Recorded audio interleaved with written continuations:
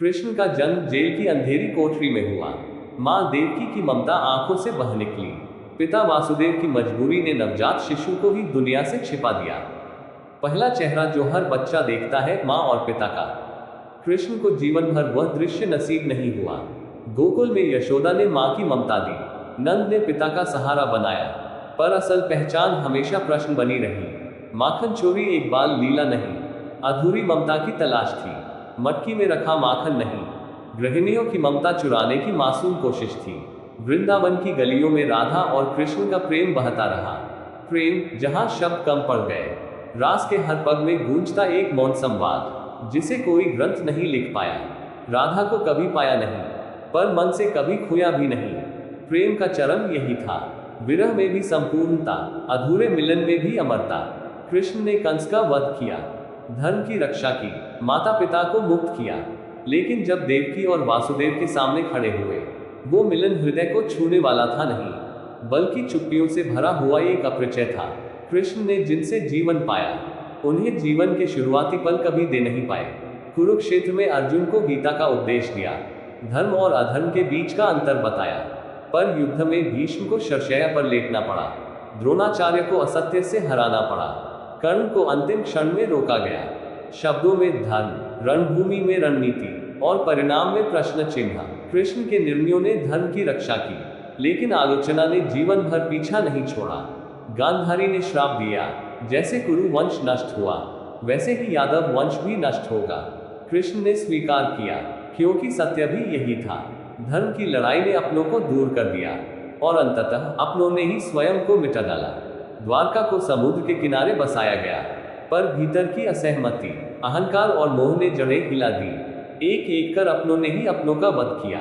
जिस वंश को जन्म दिया, वही वंश नशे में बर्बाद हो गया।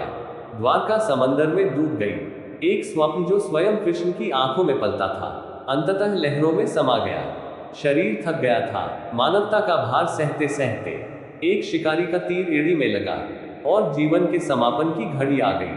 न कोई रथ, न कोई शंख, न कोई अर्जुन, बस एक शांत जंगल, एक वृक्ष की छाया और एक मौन अंत। कभी माखन चुराता था कृष्ण, आज न्याय की दिशा तय करने वाला बन गया। किस्मत ने साथ छोड़ा, द्वारिका समुद्र में समा गई। तुम जीवन को चैन से जीते हो, लेकिन कृष्ण को तो मृत्यु भी चैन से नसीब नहीं हुई। कृष्ण ने ममता ढूंढी, पर मां की गोद छूती रही। प्रेम किया, पर राधा कभी संग नहीं रही। धर्म निभाया, पर छल के नाम पर आलोचना मिली। वंश बसाया, पर अंत में सब कुछ मिट गया। और अंत में जिसने सबके लिए सब कुछ किया, उसी को अंत में गलत कहा गया। कृष्ण से हम बहुत कुछ सीखते हैं, धर्म, प्रेम, त्याग, बुद्धि और नीति। लेकिन कृष्ण का जीवन ये भी बताता है कि कुछ बातें उनसे नहीं सीखनी चाहिए। कृष्ण ने खुद के लिए कभी कुछ नहीं रखा, न राधा को पाया, न माता पिता के साथ बचपन जिया, न अपने वंश को बचा पाए। जो जिया सबके लिए जिया, पर अंत में अकेले रह गए। दूसरों के लिए जीना अच्छा है, लेकिन खुद को पूरी तरह मिटा देना कोई आदर्श नहीं।